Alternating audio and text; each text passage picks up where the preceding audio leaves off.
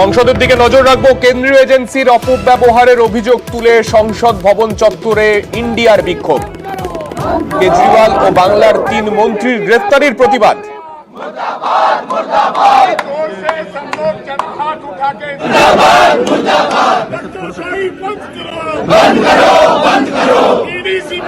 আমাদের সঙ্গে রয়েছেন আমাদের প্রতিনিধি মৈত্রেয়ী। মৈত্রেয়ীর কাছে যাব। মৈত্রেয়ী, নির্বাচনের আগেও এই কেন্দ্রীয় এজেন্সির অপব্যবহার একটা মুখ্য ইস্যু হিসেবে সামনে এসেছিল, আর নির্বাচনের পরে যখন বিরোধীরা সংসদে তাদের অধিবেশন চলছে সেই সময় বাইরে তারা প্রতিবাদ জানাচ্ছেন সেই কেন্দ্রীয় এজেন্সির অপব্যবহারের বিরুদ্ধে।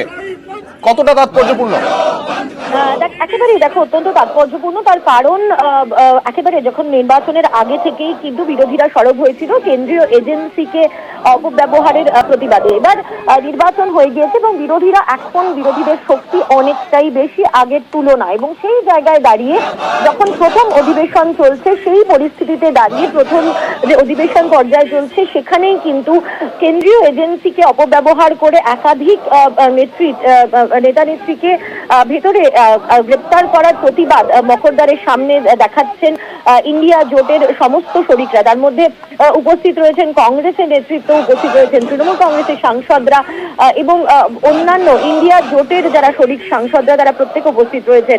অরবিন্দ কেজরিওয়াল এবং বাংলার 3 মন্ত্রীর গ্রেপ্তারের প্রতিবাদ এবং তাদের দ্রুত মুক্তির দাবিতে এই বিক্ষোভ তারা করছেন। এছাড়াও মূল্যবৃদ্ধি, কর্মসংস্থান সহ বিভিন্ন বিষয় তারা তুলছেন, কিন্তু মূল তাদের বক্তব্য যেভাবে কেন্দ্রীয় এজেন্সিকে দিনের পর দিন ব্যবহার করা হচ্ছে এবং যেভাবে বিপক্ষের নেতাদের এবং মন্ত্রীদেরকে তাদেরকে আটকে রাখা হচ্ছে, সেই গ্রেপ্তারির প্রতিবাদেই কিন্তু সংসদ চত্বরে ইন্ডিয়া ব্লকের এই প্রতিবাদ। প্রসঙ্গত তোমাকে জানিয়ে রাখতে চাইবো, শুধু কিন্তু আজকে একেবারে সংসদ ভবন চত্বরেই নয়, সংসদ ভবনের ভেতরেও কিন্তু উত্তাল হতে চলেছে। বিরোধীরা একাধিক ইস্যুতে তারা আজকে সোচ্চার হবেন। মূলত সেখানে নিট দুর্নীতি থেকে শুরু করে কেন্দ্রীয় এজেন্সির অপব্যবহার এবং তার সঙ্গে সঙ্গে কিন্তু রাষ্ট্রপতি ভাষণেরও যে আলোচনা রয়েছে সেই আলোচনার জায়গাতেও কিন্তু আজকে বিরোধীরা তাদের বক্তব্য পেশ করতে চলেছেন। বেশ, ধন্যবাদ।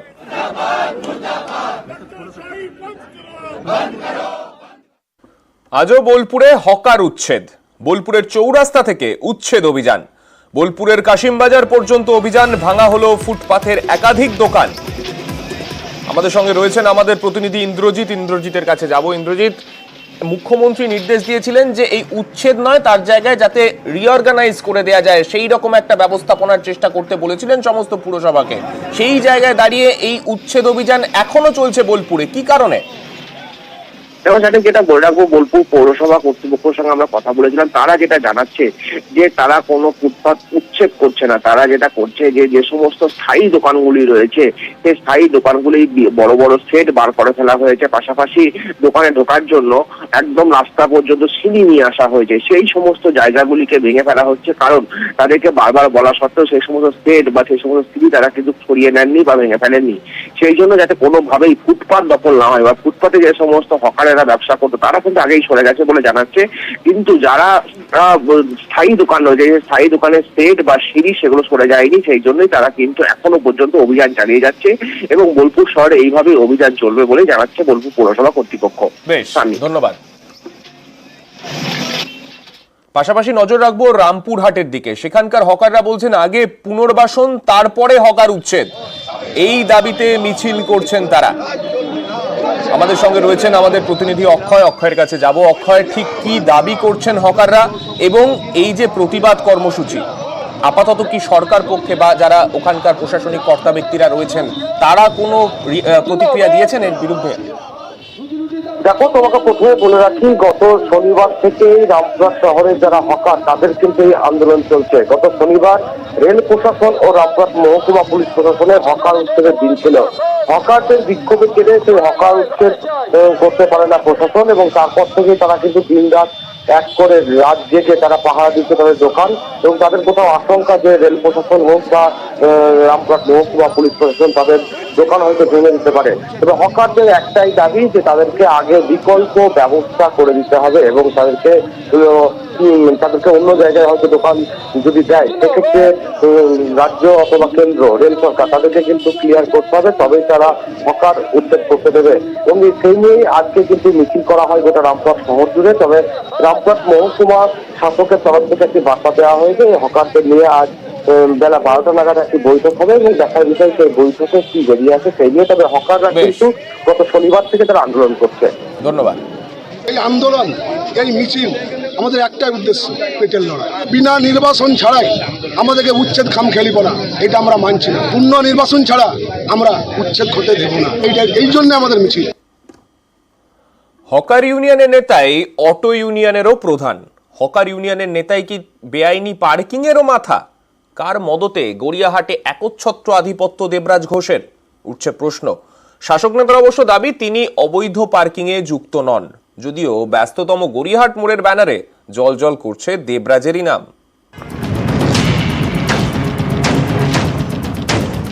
দক্ষিণ কলকাতার ব্যস্ততম এলাকা গড়িয়াহাট, এখানে হকার নিয়ে তোলাবাজির অভিযোগ। নিউ মার্কেটের কিংবা গড়িয়াহাটের হকার, নতুন হকার বসাতে গেলে লক্ষ লক্ষ টাকা দিয়ে বসাতে হয়, এইটুকু বলতে পারি। এই গড়িয়াহাটেই বেআইনি পার্কিং এরও রমরমা। বন্ধ হয়ে যাওয়া সংস্থা স্লিপে টাকা আদায়। রবিবারও দেখা গিয়েছে অবাধে চলছে টাকা আদায়। কিন্তু কিসের জোরে এরা এতটা বেপরোয়া? এদের পিছনে কারা? দেখতে গেলে যেমন আমি হকার ইউনিয়নে আছি, তেমন গড়িয়াহাট বাজারের যে সবজি পট্টি বা মাছের দোকান, সে ইউনিয়নও তো আমার ইউনিয়ন। এখানেই শেষ নয়, গড়িয়াহাট উড়ালপুলের নিচে জলজল করছে একটি ফ্লেক্স। সেখানে লেখা Kolkata car parking contractual employees ইউনিয়নের ওয়ার্কিং প্রেসিডেন্ট দেবরাজ ঘোষ ওরফে মিম।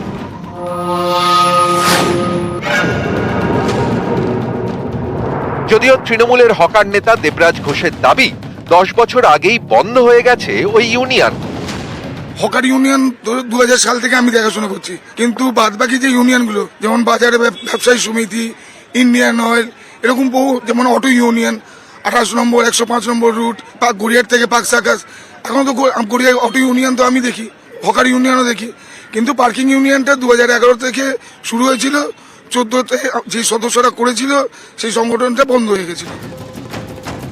এখানেই অনেকের প্রশ্ন, 10 বছর আগে বন্ধ হয়ে যাওয়া ইউনিয়নের ব্যানার এখনো কেন সাঁটানো রয়েছে গড়িয়াহাট ব্রিজের গায়ে? শুধু তাই নয়, 10 বছর আগে ব্যস্ততম রাস্তার পাশে সাঁটানো ফ্লেক্স কিভাবে এখনো এতটা ঝকঝকে? কেউ দায়িত্ব নিয়ে নামায়নি, সেই জন্য নামেনি। কিন্তু আপনি যারা কাজ করছে তাদেরকে জিজ্ঞেস করুন, তারা কোনো ইউনিয়নের মধ্যে অন্তর্ভুক্ত নাকি। প্ল্যাকার্ড ওই ব্রিজের উপরে এমন জায়গায় লাগানো আছে যেটা হাতের নাগালের মধ্যে নেই। দরকার বলে আমি বলে দিচ্ছি আমাদের হকার ইউনিয়নে কাউকে যাতে নামিয়ে দেয় প্ল্যাকার্ডটা। অভিযোগ, গড়িয়াহাট চত্বরে হকার থেকে পার্কিং, সবকিছুর পিছনেই একচ্ছত্র আধিপত্য দেবরাজ ঘোষের। যদিও তার দাবি, গড়িয়াহাট এলাকায় এখন বেআইনি পার্কিং এর সঙ্গে জড়িত বহিরাগতরা। সাধারণ এজেন্সি যে ওরা স্লিপ দিয়ে তুলছিল, এখন তো স্লিপ দিয়ে টাকা তোলা তো পুরোপুরি অবৈধ। যারা ওখানে কাজ করছে বা যে অ্যারেস্ট হয়েছে তারাই বলবে যে তারা আমাদের ইউনিয়নের কেউ সদস্য নয়। অবৈধ কাজ যারা করে, তারা কোনোদিন কোনো দলের হয় না। ম্যাক্সিমামটাই গড়িয়া, সোনারপুর, বারুইপুর এসব অঞ্চল থেকে এসে লুকিয়ে চুরিয়ে এই কাজগুলো করছে।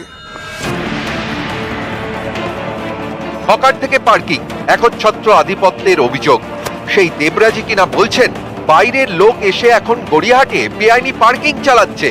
এতেই অনেকের মনে প্রশ্ন, তবে কি কাউকে আড়াল করা হচ্ছে? অনেকেই মনে করছেন যাদের মদতে গড়িয়াহাটে একচ্ছত্র আধিপত্য দেবরাজের, তাদের সন্ধান পেলেই কাটতে পারে গড়িয়াহাটের একাধিক সমস্যার জট, হকার থেকে বেআইনি পার্কিং। নিউজ 18 বাংলা। নয়াদিল্লির খবরে নজর রাখবো। আজ ফের সংসদে নিটের আঁচ। আজ নিট ইস্যুতে সংসদ উত্তাল হওয়ার সম্ভাবনা। লোকসভায় নিট নিয়ে আলোচনার দাবি বিরোধীদের। আমাদের সঙ্গে রয়েছেন আমাদের প্রতিনিধি মৈত্রেয়ী। মৈত্রেয়ীর কাছে যাব। মৈত্রেয়ী, ঠিক কি কি ইস্যু আজকে বিরোধীরা তুলতে পারেন এক্ষেত্রে?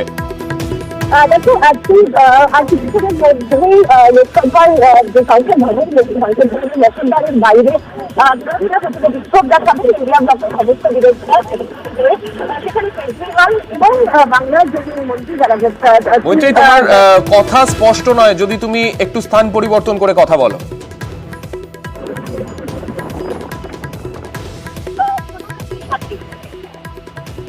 শোনা যাচ্ছে? হ্যাঁ মৈত্রী বলো। স্বামী, আমি যেমনটা বলছিলাম যে আজকে প্রথমে 10:30টার সময় মকরদ্বার অর্থাৎ সংসদ ভবনের মকরদ্বারের বাইরে বিরোধীরা একজোট হবেন। কেজরিওয়াল এবং বাংলার 3 নেতা মন্ত্রী তাদের মুক্তির দাবিতে সরব হয়ে, এছাড়া মূল্যবৃদ্ধি সহ একাধিক ইস্যুতে তারা ধর্ণা দেবেন এবং তারপরে সংসদ অধিবেশন 11টায় শুরু হওয়ার পর সেখানেও কিন্তু নিজ আলোচনা ফের চাওয়া হয়েছে বিরোধীদের তরফ থেকে। ইতিমধ্যেই তারা মোশন মুভ করেছেন এবং তারা দাবি জানিয়েছেন যে সমস্ত রকমের যা আলোচনা রয়েছে অর্থাৎ আজকের লোকসভার যা বিধিবদ্ধ কার্যপ্রণালী রয়েছে সেই সমস্তকে রদ করে অবিলম্বে নিট ইউজি নিয়ে যে দুর্নীতি হয়েছে সেটা নিয়ে আলোচনা করা হোক। যেমনটা আমরা শুক্রবারও দেখেছিলাম, এই নিট ইস্যুতে উত্তাল হয়েছিল সংসদের 2 কক্ষই।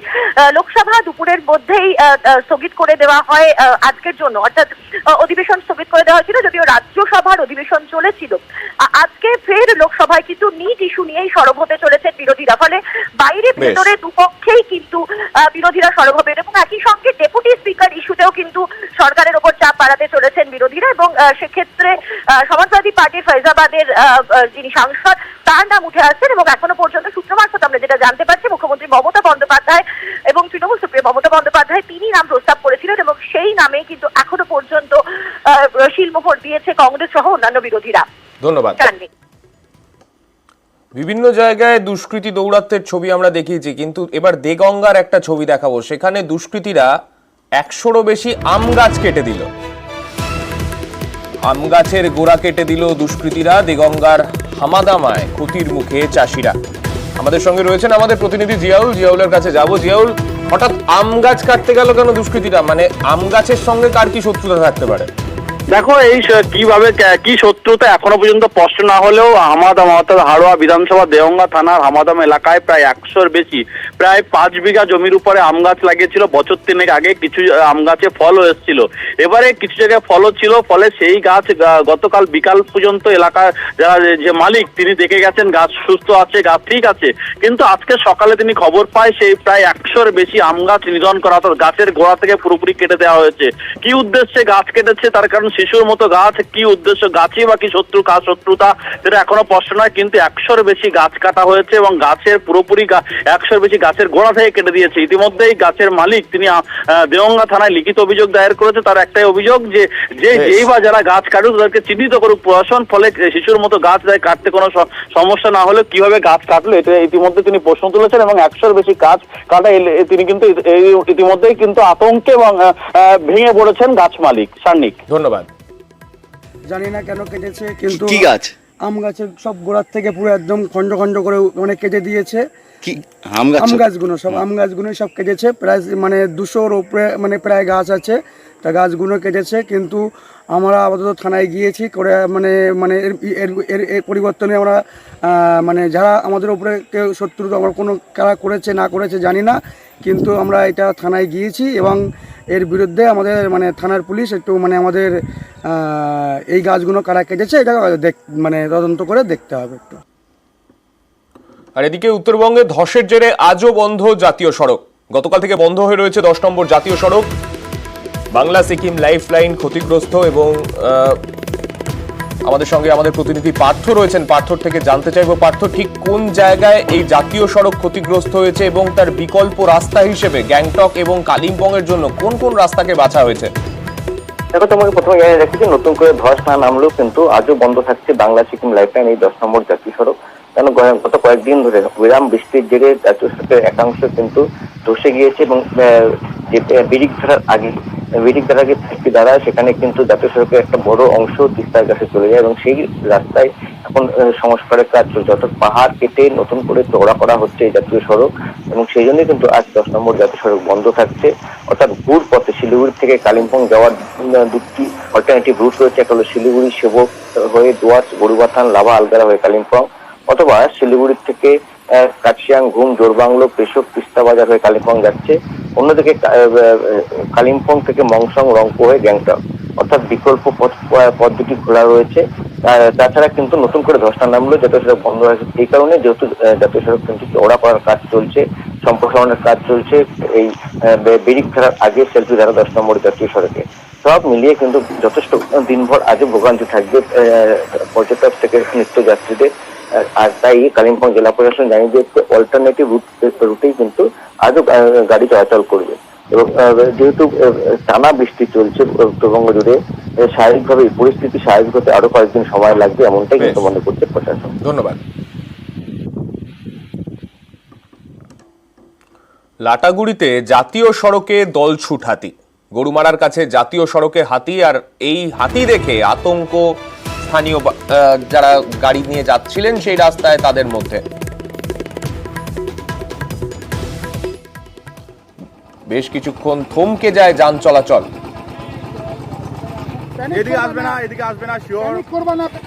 আমাদের সঙ্গে রয়েছেন আমাদের প্রতিনিধি রকি। রকি, ঠিক কটার সময় এই ঘটনা ঘটেছে? স্থানিক দেখো, আনুমানিক রাতের নাগাদ এই ঘটনা ঘটেছে। আচমকাই রাতের অন্ধকারে জাতীয় সড়কের উপরে উঠে আসে একটি চাতাল হাতি, থমকে যায় যান চলাচল এবং ঘটনায় কিন্তু চাঞ্চল্য ছড়ায়। ঘটনাটি ঘটেছে লাটাগুড়ি গরুমারা জাতীয় উদ্যান সংলগ্ন ওভারব্রিজ এলাকায়। এই দিন রাতের বেলা গরুমারা জাতীয় উদ্যান থেকে যে চালসা গামী রাস্তা রয়েছে সেই জাতীয় সড়কের উপরে আচমকাই গরুমারা জঙ্গল থেকে একটি চাতাল হাতি বেরিয়ে আসে এবং রাস্তার উপরে উঠে যায়। আর যা দেখে কিন্তু রীতিমতো ঘাবড়ে যায় সেই রাস্তায় চলা যাত্রীরা, এবং সেখানে কিন্তু হাতিটি বেশ কিছুক্ষণ দাঁড়িয়ে থাকে এবং যার ফলে কিন্তু যানজটের সৃষ্টি হয়। সেই হাতিকে দেখতে পেয়ে পথ চলতি মানুষ, এমনকি যে পর্যটকেরা এখন ডুয়ার্সে ঘুরতে এসেছেন তারাও কিন্তু সেই ছবি ক্যামেরাবন্দি করতে ব্যস্ত হয়ে পড়ে। বেশ কিছুক্ষণ হাতিটি থাকার পর আপন মনে সে রাস্তা পেরোয় ফের গরুমারার জঙ্গলে চলে যায়। এরপরে কিন্তু স্বাভাবিক হয় যান চলাচল। ধন্যবাদ।